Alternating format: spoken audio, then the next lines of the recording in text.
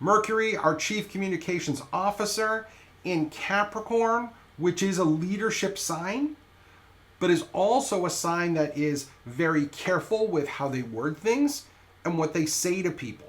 They can be a little bit tentative. They can be a little bit cautious about how they communicate with others because they don't want to give offense and they want to make sure that they are correct. A Mercury and Capricorn person is not going to open up their mouth unless they're absolutely sure that it's the truth. And so when we're dealing with Mercury and Capricorn, we're dealing with a very serious person on a cerebral level. Now, when it comes to problem solving, long-term problems are going to be a forte for the Mercury and Capricorn person.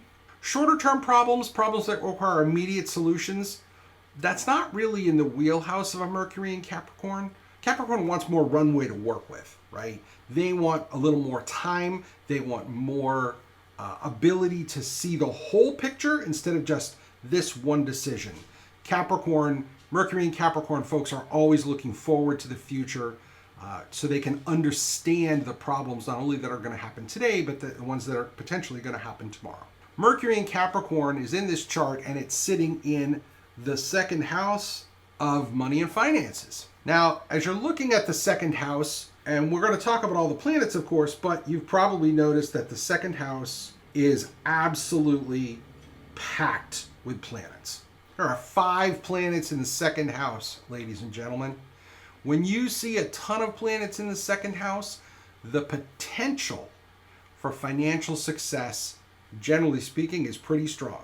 It can also be that someone is very preoccupied about their own finances, their own debts, their own financial security.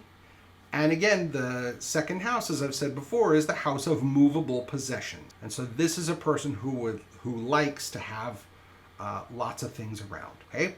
But we have Mercury there, so what does Taylor Swift know about money and finances?